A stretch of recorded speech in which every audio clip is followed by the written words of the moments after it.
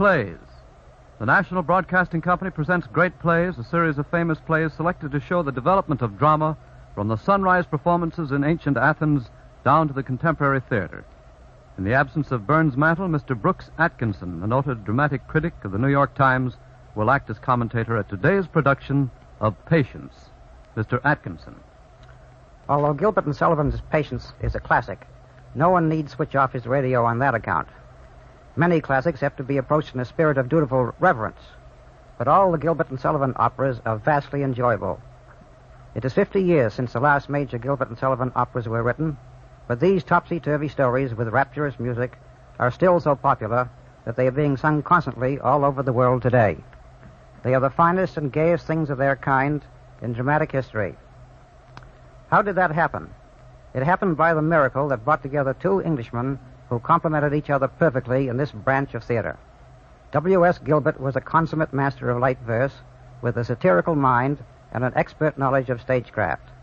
Arthur Sullivan was the foremost musician in England at that time. Both were gentlemen of impeccable taste in artistic matters. Taking a form of stage entertainment that was hackneyed and silly, they created a thoroughly tidy species of light opera that burlesqued the foibles of Victorian society with enormous skill and vocal beauty. But nothing about these two men was quite so remarkable as the fact that they could not get on together peaceably. Gilbert was a testy and arrogant man with a cutting tongue and no sense of humor about himself. Sullivan was a howling swell who enjoyed good society as well as good music, and it was his great ambition to quit fooling and write serious music. He did write some of the best music of his time in England, and is still remembered as composer of The Lost Chord and Onward Christian Soldiers. Even during the long years when they were brilliantly successful, Gilbert and Sullivan continually vexed each other. Their temperaments clashed. Ultimately, they fell out altogether over the cost of a new carpet in the Savoy Theater. That was the end of the fabulous career of Gilbert and Sullivan. Although finally they patched up their quarrel and wrote two more operas together, the magic was gone, and the two greatest collaborators for the comic opera stage were no better than the hacks they had driven out of the business. Patience, or Bunthorne's Bride, which was first produced in 1881, comes out of the earlier half of their career together. It poked ironic fun at the aesthetic movement that was fashionable in London at the moment, particularly at Oscar Wilde, who was the most fantastic of the poseurs and celebrities, and also at Algernon Swinburne, the poet, and James McNeill Whistler, the painter and wit. It was Gilbert's satiric notion to represent all the lovesick maidens who would normally fall in love with handsome soldiers as being hopelessly infatuated with conceited poets. The heavy dragoons cannot understand why their brilliant uniforms and manly ways are spurned for a couple of fatuous scribblers. Muriel Dixon, formerly prima donna of the D'Oyly Car Company and now of the Metropolitan Opera Company, is our Patience today. We are outside Castle Bunthorne. Young ladies dressed in aesthetic draperies are grouped about. They play on lutes as they sing, and all are in the last stage of despair.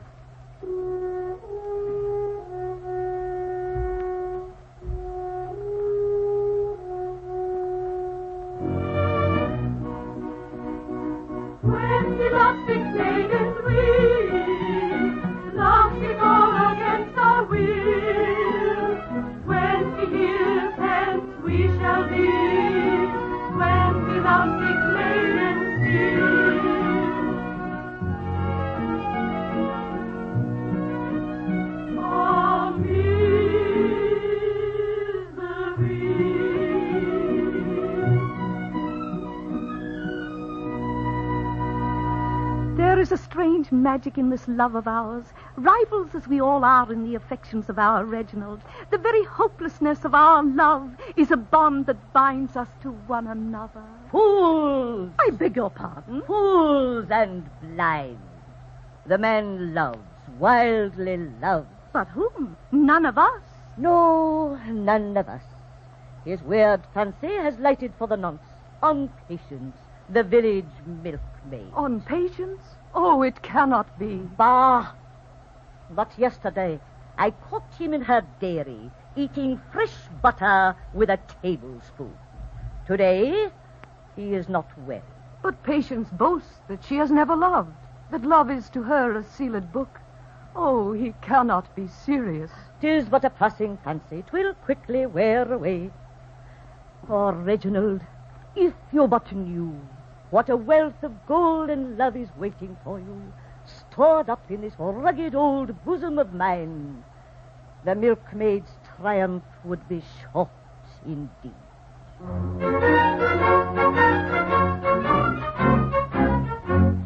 Still brooding on a mad infatuation,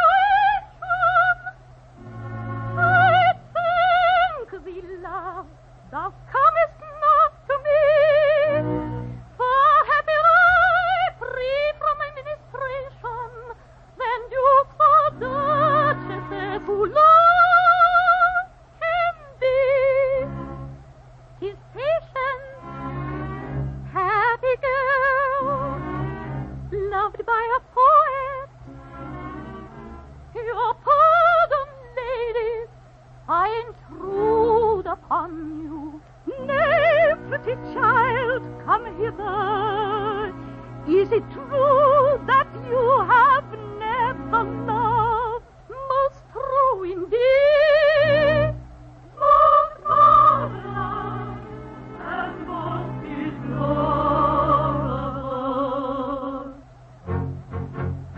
I cannot tell what this love may be that cometh to all but not to me. It cannot be kind as they imply, or why do these ladies sigh? It cannot be joy and rapture deep, or why do these gentle ladies weep? It cannot be this instead, or why their eyes so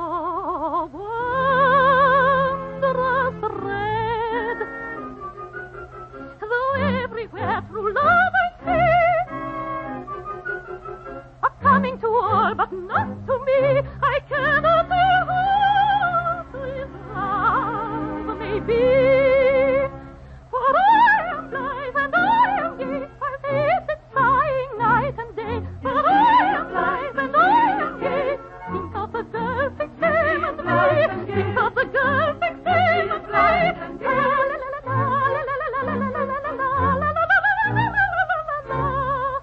And me.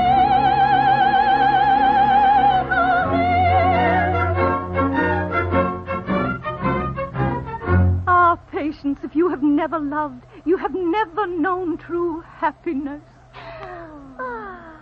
But the truly happy always seem to have so much on their minds.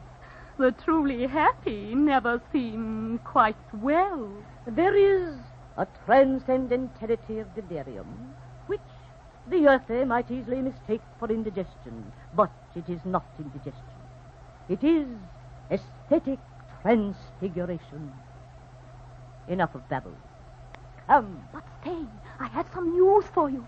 The 35th Dragoon Guards have halted in the village and are even now on their way to this very spot. The 35th Dragoon Guards, they are fleshly men, full habits. We care nothing for Dragoon Guards. But bless me, you were all engaged to them a year ago. A year ago. My poor child, you don't understand these things. A year ago, they were very well in our eyes. But since then, our tastes have been etherealized, our perceptions exalted. Come, it is time to lift up our voices in morning carol to our Reginald. Let us to his door. When did our sweet maidens weep, lost before our gates are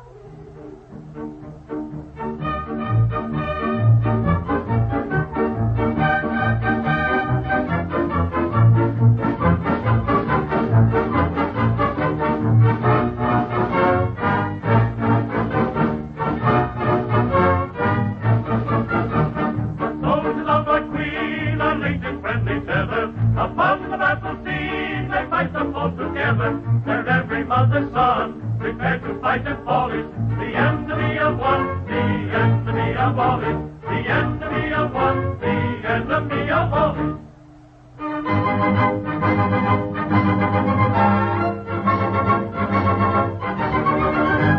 If you want a receipt for that popular mystery known to the world as a heavy dragoon,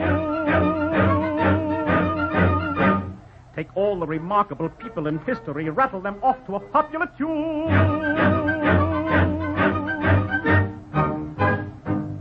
The luck of Lord Nelson on board of the Victory, genius of Bismarck devising a plan, the humor of Fielding, which sounds contradictory, coolness of Paget about Japan, the science of Julian, the eminent musico, wit of Macaulay, who wrote of Queen Anne, the pathos of Paddy as rendered by Boucicault, style of the Bishop of Soda and Man, the dash of a Dorsey divested of quackery, narrative powers of Dickens and Thackeray, Victor Emmanuel, Peak Hunting Peveril, Thomas Aquinas and Dr. Sacheverell, Tupper and Tennyson, Daniel Defoe, Anthony Trollope and Mr. Guizot. Take of these elements all that is usable, melt them all down in a pipkin or crucible, set them to simmer and take over the show. And a heavy dragoon is a residue.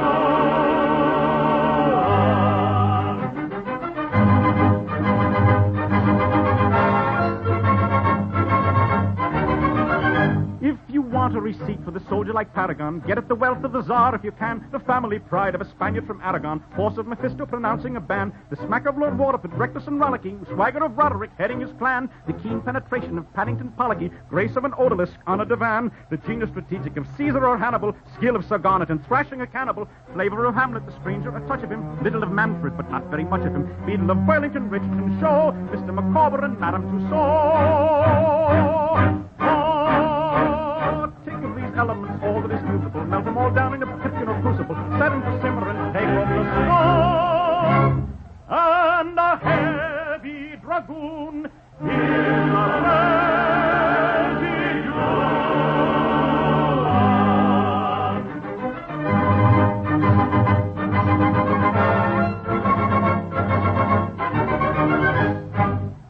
Well, here we are once more on the scene of our former triumphs. But where's the Duke? Here I am. Come, cheer up. Don't give way. Oh, for that I'm as cheerful as a poor devil can be expected to be, who has the misfortune to be a duke with 1,000 a day. Most men would envy you. Exactly. But I couldn't stand it any longer, so I joined this second-class cavalry regiment. In the army, thought I shall be occasionally snubbed, perhaps even bullied, who knows? The thought was rapture, and here I am. Yes. And here are the ladies. But who is the gentleman with the long hair? I don't know. He seems popular. He does seem popular. Young and wealthy, dark and fair, all a county family. And we die for love of thee, 20 lovesick maidens we.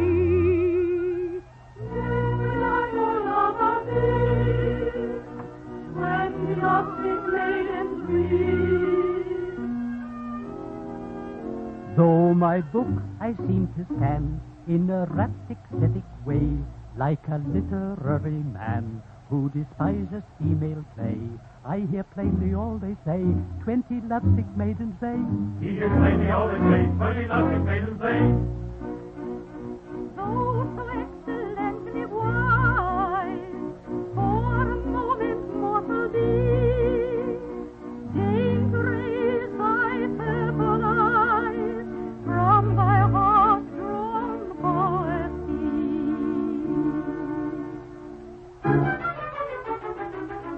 How is it ridiculous, and this is preposterous, a thorough waste of courtesy, explain it if you can. Instead of rushing eagerly, considering such preposterous, they offer with a melancholy sense of every man. Instead of bloody fearing and passing over fearing and splashing and splashing and flirting with a friend, they're actually steering and clearing and steering and spreading for a military man. They're actually steering and clearing and steering and spreading for a military man.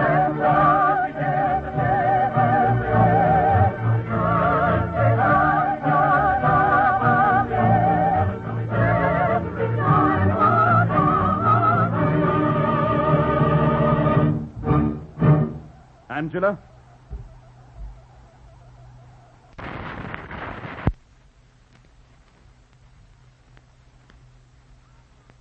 Leave us. Our minds are but ill-tuned to light love talk. But what in the world has come over you all? Banton, he has come over us. He has come among us, and he has idealized us. Has he succeeded in idealizing you? He has. Good old Bumpon. My eyes are open. I droop despairingly. I am soulfully intense. I am limp, and I cling. This is all very well. But you seem to forget that you are engaged to us. It can never be. You are not Empyrean. You are not Delacruscan. You are not even early English. Oh, be early English ere it is too late. Red and yellow, primary colours. Oh, South Kensington. We didn't design our uniforms, but we don't see how they could be improved. No, you wouldn't.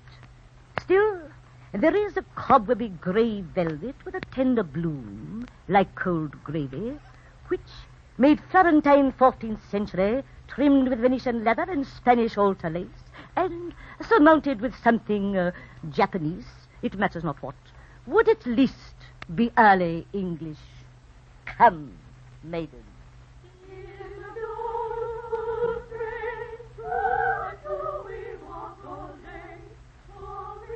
Gentlemen, this is an insult to the British uniform. A uniform that has been as successful in the courts of Venus as on the field of Mars.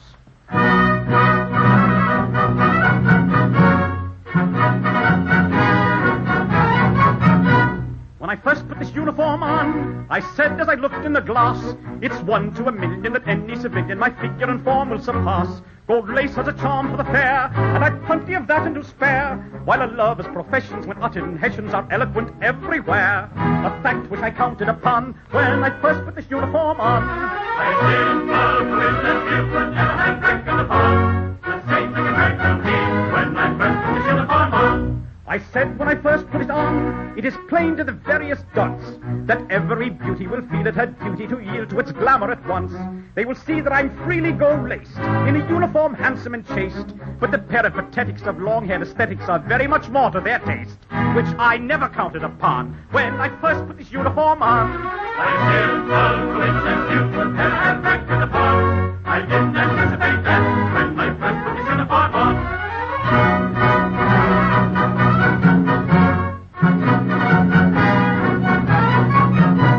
Goodbye, Mr. Bunthorne. We leave you in unenviable aesthetic solitude.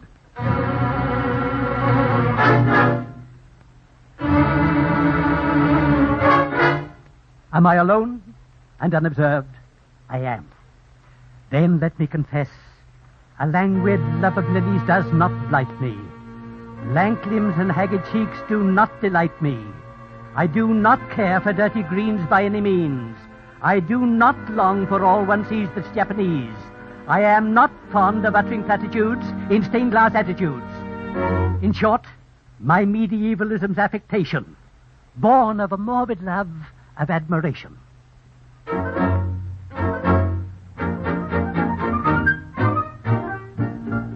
If you're anxious for to shine in the high aesthetic line as a man of culture rare, you must dig up all the germs of the transcendental terms and implant them everywhere. You must lie upon the daisies and discourse in awful praises of your complicated state of mind. The meaning doesn't matter if it's only idle chatter of a transcendental kind. And everyone will say, as you walk your mystic way, if this young man expresses himself in terms too deep for me, why, what a very singularly deep young man this deep young man must be. Then the sentimental passion of a vegetable fashion must excite your languid spleen. An attachment a la Plato for a bashful young potato or a not too French bean. Though the Philistines may jostle, you will rank as an apostle in the high aesthetic band. If you walk up Piccadilly with a poppy or a lily in your medieval hand. And everyone will say, as you walk your flowery way, if he's content with the vegetable love, which will certainly not suit me, why, what a most particularly pure young man this pure young man must be.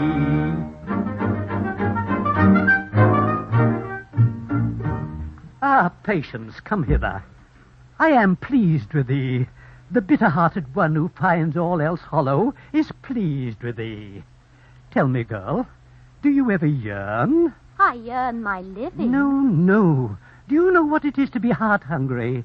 Do you know what it is to seek oceans and to find puddles? That's my case. Oh, I'm a cursed thing. Don't go. If you please, I don't understand you. You frighten me. Don't be frightened. It's only poetry. Well, If that's poetry, I don't like poetry. Don't you? Can I trust her? Patience, you don't like poetry? Hush. Well, between you and me, I don't like poetry. Sir, Patience, I have long loved you. Let me tell you a secret. I'm not as bilious as I look. If you like, I will cut my hair. There is more innocent fun within me than a casual spectator would imagine. Sir, I will speak plainly. In the matter of love, I am untaught. I have never loved but my great aunt. But I am quite certain that under any circumstances, I couldn't possibly love you. You think not? I'm quite sure of it. Quite sure. Quite. Very good. Life is henceforth a blank.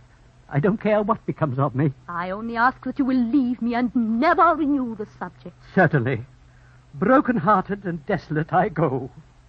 Oh, to be wafted away from this black Al-Saldama of sorrow, where the dust of an earthy today is the dust of a dusty tomorrow. It's a little thing of my own. I call it heart foam. I shall not publish it. Farewell, Patience. Patience. Farewell. What on earth does it all mean? Why does he love me? Why does he expect me to love him? He's not a relation. It frightens me. Why, Patience, what is the matter? Lady Angela, tell me two things. Firstly, what on earth is this love that upsets everybody? And secondly, how is it to be distinguished from insanity? Why, love is the one unselfish emotion in this whirlpool of grasping greed. Oh, dear, oh. Why are you crying? To think that I have lived all these years without having experienced this ennobling and unselfish passion. Why, what a wicked girl I must be. For it is unselfish, isn't it? Absolutely. Oh, try to love. It really isn't difficult if you give your whole mind to it. I'll set about it at once. I won't go to bed until I'm head over ears in love with somebody. Noble girl. But is it possible that you have never loved anybody? Yes, one. Ah, who? My great aunt. Great aunts don't count. Then there's nobody. At least, no, nobody. Not since I was a baby. But that doesn't count, I suppose. I don't know. Tell me all about it. Long years ago, 14 maybe, when but a tiny babe of 4, another baby played with me, my elder by a year or more. A little child of beauty there with mother's eyes and wondrous hair. In my child I seem to me all that a little child should be.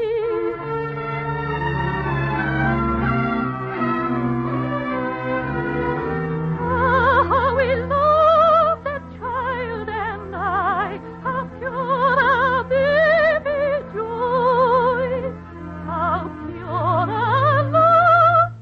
And by the by, he was a little boy. Ah, old tale of Cupid's touch. I thought as much. He was a little boy.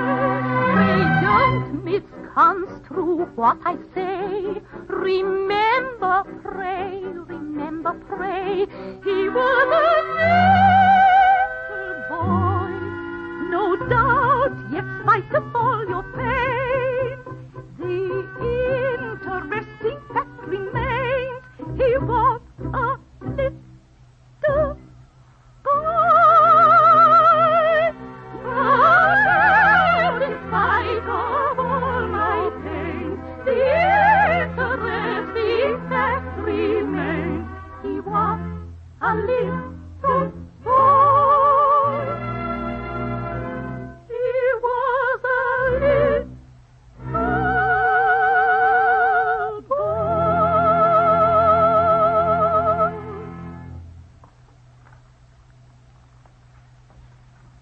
It's perfectly dreadful to think of the appalling state I must be in. I had no idea that love was a duty. I don't think I'm respectable. I'll go at once and fall in love with a stranger. Pretty, pretty maiden, pretty, tell me true. Hey, but I'm doleful, willow, willow, waly. Have you e'er a lover a-dangling after you? Hey, willow, waly, oh. I would fain discover if you have a lover. Hey, willow, waly, oh. Gentle so my heart is frolicsome and free. Hey, but he's doleful, willow, willow, waly. Nobody I care for comes a-courting me. Hey, willow, waly, oh. Nobody I care for comes a-courting. Therefore, hey, willow, waly, oh. Pretty, pretty maiden, will you marry me? Hey, but I'm hopeful, willow, willow, waly. I may say at once I'm a man of property. Hey, willow, waly, oh. Money I despise it, but many people prize it. Hey, willow, waly, oh. Gentle sorrow those who marry I design. Hey, but he's hopeful, willow, willow, waly. As yet I do not know you, and so I must decline. Hey, willow, waly, oh. To other maidens go you, as yet I do not know you. Hey, willow, waly, oh. Patience. Can it be that you don't recognize me? Recognize you? No, indeed, I don't. Have 15 years so greatly changed me? 15 years? What do you mean? Have you forgotten the friend of your youth, your Archibald, your little playfellow? Archibald? Is it possible? Why, let me look. It is, it must be. Oh, how happy I am. I thought we should never meet again. And how you've grown. Yes, Patience. I'm much taller than I was. And how you've improved. Yes, Patience. I am very beautiful. Ah, me. But surely that doesn't make you unhappy. Yes, Patience. Oh, but why? My child love for you has never faded. Conceive, then, the horror of my situation when I tell you that it is my hideous destiny to be madly loved at first sight by every woman I come across. But why do you make yourself so picturesque? Why not disguise yourself, disfigure yourself, anything to escape this persecution? No, Patience, that may not be. I am a trustee for beauty, and it is my duty to see that the conditions of my trust are faithfully discharged. And you, too, are a poet. Yes. I am the apostle of simplicity. I am called Archibald, the all-right, for I am infallible. And is it possible that you condescend to love such a girl as I? Yes, Patience. Is it not strange? I have loved you with a Florentine 14th century frenzy for full 15 years. Oh, marvelous. I have hitherto been deaf to the voice of love. I seem now to know what love is. It has been revealed to me. It is Archibald Grosvenor. Yes, Patience, it is. We will never, never part. We will live and die together. I swear it. We both swear it. But, oh, horror. What's the matter? Why, you are perfection, a source of endless ecstasy to all who know you. I know I am. Well? Then, bless my heart, there can be nothing unselfish in loving you. Merciful powers, I never thought of that. Our duty is clear. We must part, and forever. Oh, misery. And yet, I cannot question the propriety of your decision. Farewell, Patience. Farewell, Archibald. But stay. Yes, Patience. Although I may not love you, for you are perfection, there's nothing to prevent your loving me. I am plain, homely, unattractive. Why, that's true. The love of such a man as you, for such a girl as I, must be unselfish. Unselfishness itself. Though to marry you would very selfish be. Hey, but I'm doleful, willow, willow, waily. You may all the same continue loving me. Hey, willow, waily, all the world ignoring, you'll go on adoring. Hey, willow, waily,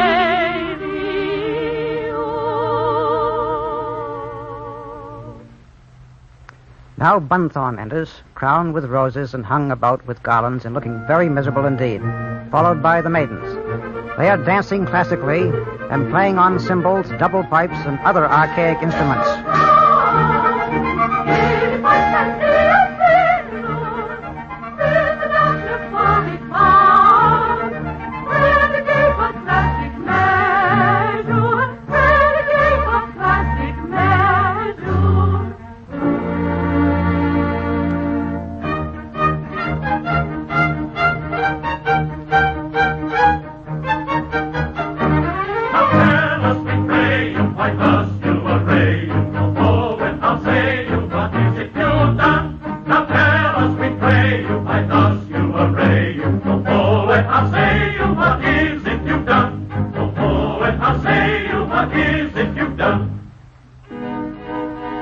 Heartbroken at my patience's barbarity, by the advice of my solicitor, in aid of a deserving charity, I put myself up to be raffled for.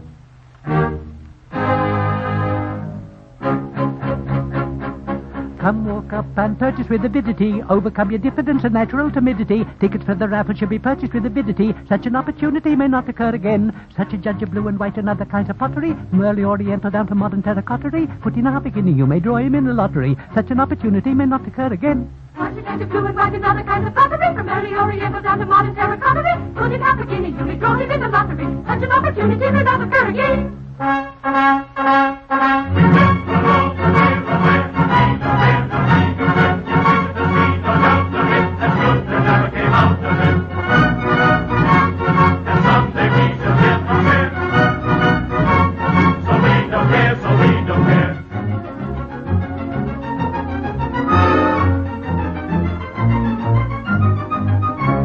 And are you going a ticket for to buy? Most certainly I am. Why should not I? Oh, Fortune, this is bad. Blindfold your eyes. 2 minutes will decide who wins the prize.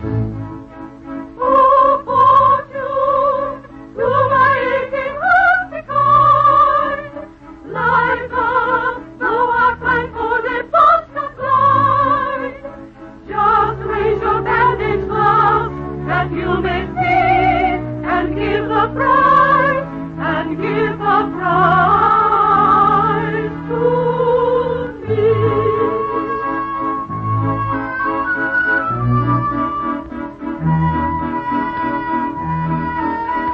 Come, Lady Jane, I pray you draw the first. He loves me best. I want to know the worst.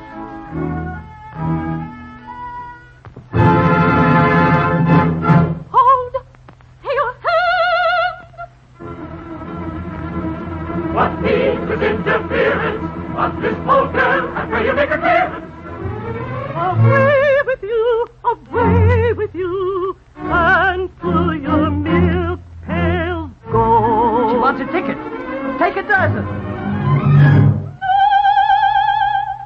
He's away.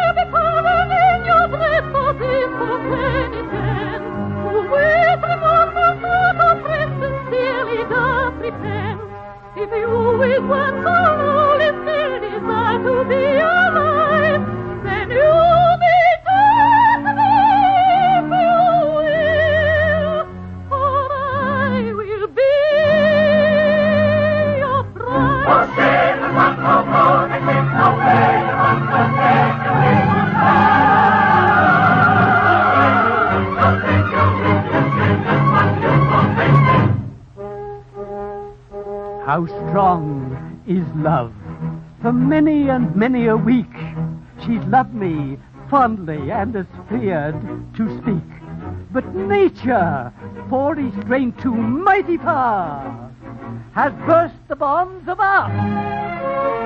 And here we are. No, Mr. Bumper, no, you're wrong again. Permit me, I'll endeavor to explain.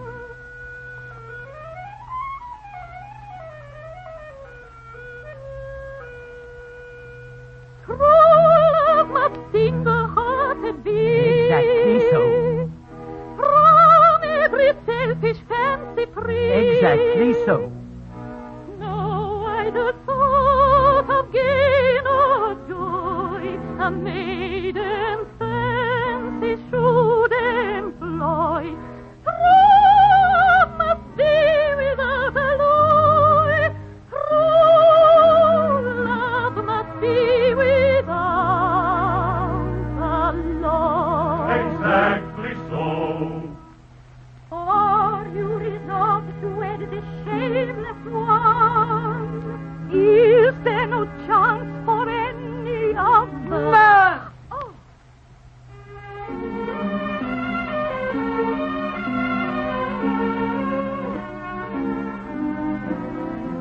But who is this whose godlike grace proclaims he comes of noble race? And who is this whose manly face bears sorrow's interesting trace? I am a broken-hearted troubadour whose mind's aesthetic and whose tastes are pure. Aesthetic? He is aesthetic. Yes, yes, I am aesthetic and poetic. And we love you. They love him horror. They love him horror. They love me horror, horror, horror.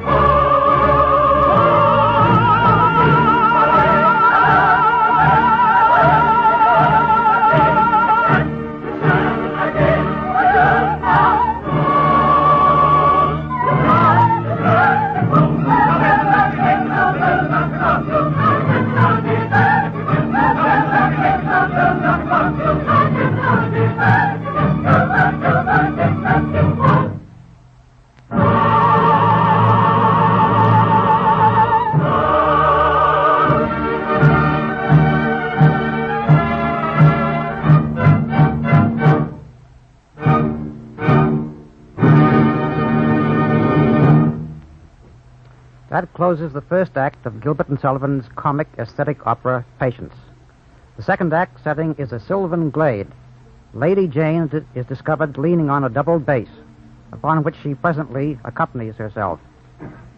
The fickle crew have deserted Reginald and sworn allegiance to his rival, and all forsooth because he has glanced with passing favor on a puling milkmaid. Fools! Of that fancy he will soon weary, and then I, who alone am faithful to him, shall reap my reward. But do not delay too long, Reginald, for my charms are ripe, and already they are decayed. Better secure me, ere I have gone too far.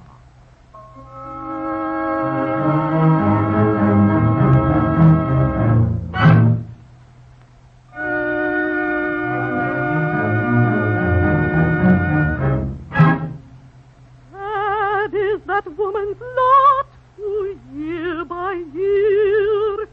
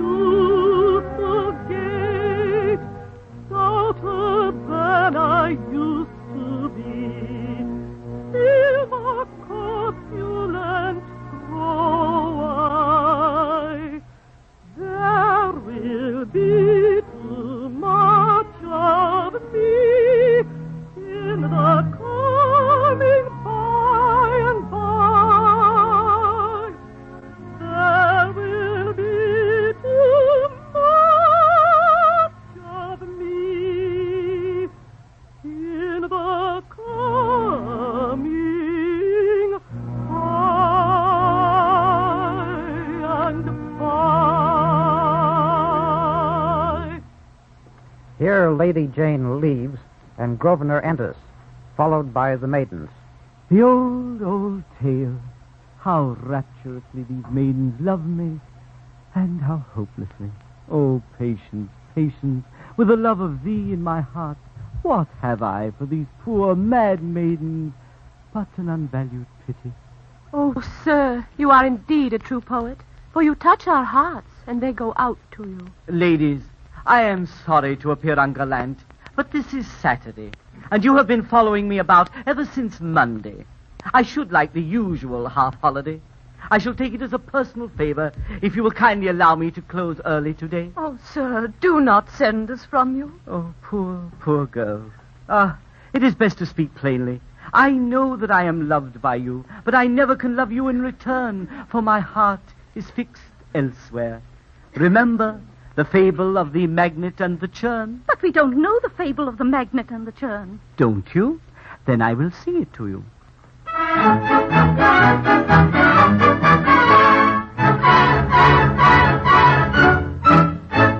A magnet hung in a hardware shop, and all around was a loving crop of scissors and needles, nails and knives, offering love for all their lives. But for iron the magnet felt no whim. Though he charmed iron, it charmed not him. From needles and nails and knives he turned, for he'd set his love on a silver churn. A silver churn. A silver churn. His most aesthetic, very magnetic fancy took this turn. If I can wheedle a knife or a needle, why not a silver churn? His most aesthetic, very magnetic fancy took this turn. If I can wheedle a knife or needle, why not a silver churn?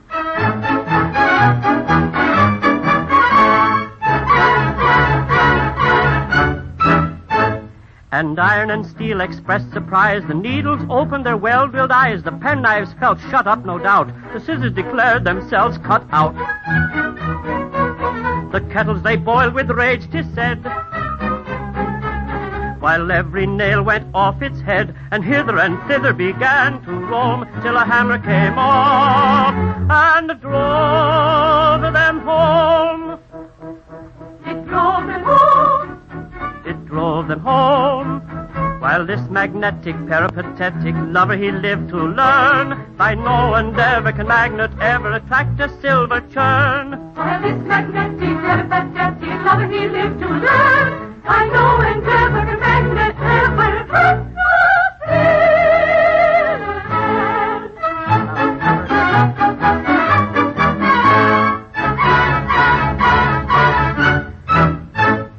At last they are gone. What is this mysterious fascination that I seem to exercise over all I come across?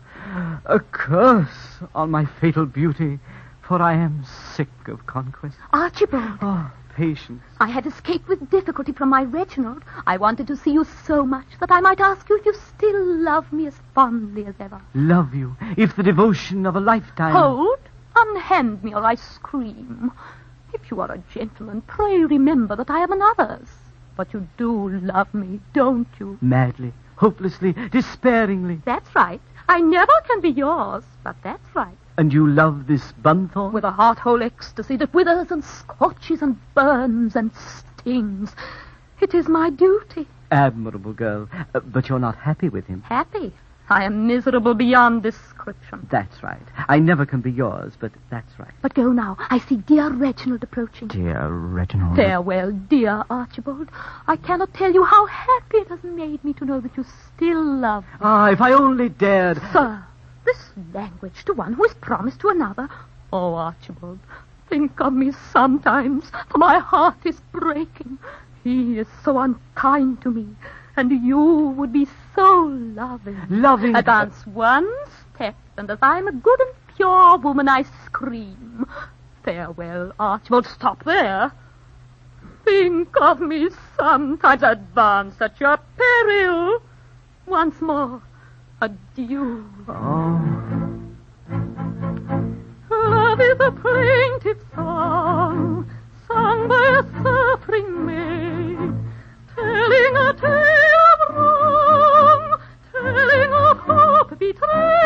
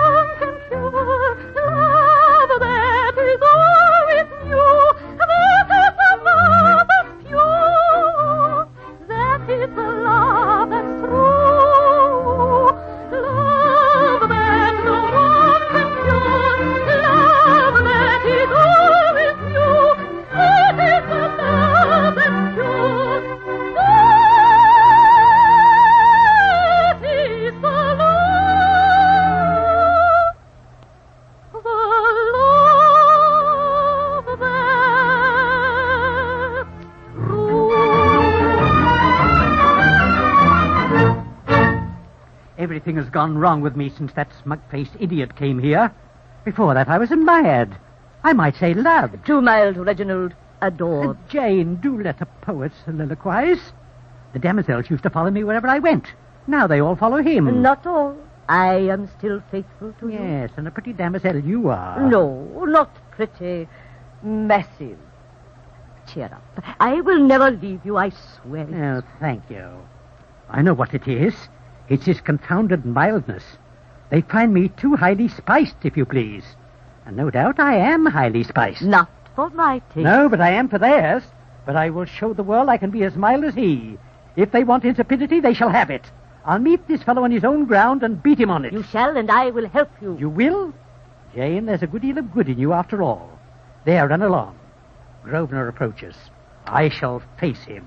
Ah, Bunthorne. Ah, Grosvenor. I'm in no mood for trifling. What is amiss? Ever since you came here, you have entirely monopolized the attentions of the young ladies. I don't like it, sir. My dear sir, how can I help it? Sir, until you came here, I was adored. Exactly. Until I came here. That's my grievance. I cut everybody out. I assure you, if you could only suggest some means whereby, consistently with my duty to society, I could escape these inconvenient attentions, you would earn my everlasting gratitude. I will do so at once. However popular it may be with the world at large, your personal appearance is highly objectionable to me. It is? Oh, thank you. Thank you. How can I express my gratitude? By making a complete change at once. Your conversation must henceforth be perfectly matter-of-fact. You must cut your hair. In appearance and costume, you must be absolutely commonplace. No, pardon me. That's impossible. Take care. When I am thwarted, I am very terrible. I can't help that. I am a man with a mission, and that mission must be fulfilled. I don't think you quite appreciate the consequences of thwarting me. I don't care what they are. Suppose, I won't go so far as to say that I will do it, but suppose for one moment I were to curse you. Oh, no. Ah, very well. Take care. But surely you would never do that. I don't know. It would be an extreme measure, no doubt. Still... But you would not do it. I'm sure you would not. Oh, reflect. You had a mother once. Never. Oh, then you had an aunt. Ah, I see you had. By the memory of that aunt, I implore you to pause ere you resort to this last fearful expedient. Oh, Mr. Bunthorne, reflect. I must not allow myself to be unmanned. It is useless. Consent at once, or may your nephews curse. Hold. Are you absolutely resolved? Absolutely. Will nothing shake you? Nothing. I am adamant. Very good. Then I yield. Ah, you swear it? I do, cheerfully. I have long wished for a reasonable pretext for such a change as you suggest. It has come at last. I do it on compulsion. Victory! I triumph. When I go out the door, of damosels a score, all sighing and burning and clinging and yearning will follow me as before. I shall with cultured taste distinguish gems from paste, and high diddle will sound as a niddle if I pronounce it chaste. A most intense young man, a soulful-eyed young man, an ultra-poetical, super-aesthetical, out-of-the-way young man. Conceive me if you can, an everyday young man, a commonplace type with a stick and a pipe and a half-bred black and tan, who thinks suburban hops more fun than Monday pops, who's fond of his dinner and doesn't get thinner on bottled beer and chops. A commonplace young man, a matter-of-fact young man, a steady and solid and jolly bank holiday everyday young man. A Japanese young man, a blue and white young man, Francisco de Rimini, Mimini, Primini, Genesee Qua young man. A Chancery Lane young man, a Somerset House young man, a very delectable, highly respectable, threepenny bus young man. A pallid and thin young man, a haggard and lank young man, a greenery, gallery, grown a gallery, put in the grave young man. A Sewell and Cross young man, a Howell and James young man, a pushing young particle, what's the next article, Waterloo House young man. Conceive me if you can, a matter-of-fact young man, an alphabetical, arithmetical, everyday young man. Conceive me if you can, a crotchety crack young man, an auto-poetical, super-aesthetical, out-of-the-way young man. It's all right. I have committed my last act of ill nature, and henceforth I'm a changed character. Conceive me if you can. Reginald, dancing. And what in the world is the matter with you? Patience. I'm a changed man. Hitherto I've been gloomy, moody, fitful, uncertain in temper, and selfish in disposition. You have indeed. Well, all that is changed. Observe how amiable I am. But, Reginald, how long will this last? Well, with occasional intervals for rest and refreshment, as long as I do. Oh, Reginald, I'm so happy. Oh, dear Reginald. I cannot express the joy I feel at this change. It will no longer be a duty to love you, but a pleasure, a rapture, an ecstasy. My darling. But, oh, horror. Well, what's the matter? Is it quite certain that you have absolutely reformed? That you are henceforth a perfect being, utterly free from defect of any kind? It's quite certain. I've sworn it. Then I never can be yours. Why not? Love to be pure must be absolutely unselfish. And there can be nothing unselfish in loving so perfect a being as you have now become. But stop a bit. I don't want to change. No. I'll relapse. I'll be as I was. Ah, interrupted. Angela, Ella, Sapper, why, what does this mean? It means that Archibald, the all right, cannot be all wrong. And if the all right chooses to discard aestheticism, it proves that aestheticism ought to be discarded. In fact, Archibald looks quite fetching in an ordinary business suit. Oh, Archibald. Archibald. I'm shocked, surprised, horrified. I can't help it. I'm not a free agent. I do it on compulsion. This is terrible. Go. I shall never set eyes on you again. But, oh, joy. Why, what's the matter? Is it quite certain that you will always be a commonplace young man? Always, I've sworn it. Why, then, there's nothing to prevent my loving you with all the fervor at my command. Why, that's true. My Archibald. My passion. Crushed again. Cheer up. I am still here. I have never left you, and I never will. Thank you, Jane. After all, there's no denying it. You're a fine figure of a woman. My Reginald. My Jane. Ladies, the Duke has at length determined to select a bride. Yes, I have a great gift to bestow. Approach, such of yours are truly lovely. Yes, in personal appearance you have all that is necessary to make a woman happy. But in common fairness, I think I ought to choose the only one among you who has the misfortune to be distinctly plain. Jane. You crushed again.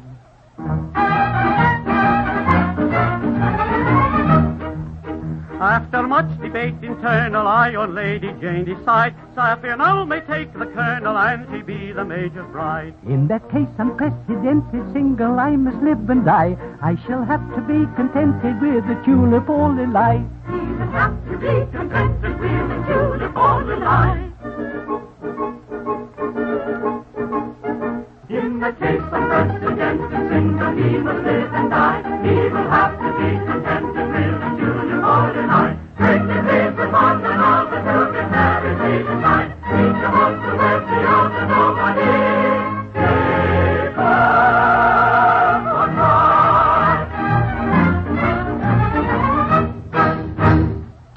Thus, Gilbert, with his knack for upside-down logic, settles the vexing problem of who is to be Bunson's bride, to the satisfaction of everyone concerned except possibly the aesthetic poet himself. Thank you for listening. You have been listening to Gilbert and Sullivan's comic opera Patience, featuring Muriel Dixon as Patience. Under the musical direction of Harold Sanford, this broadcast was produced by William S. Rainey. The commentator was Brooks Atkinson. This is the National Broadcasting Company, RCA Building, Radio City, New York.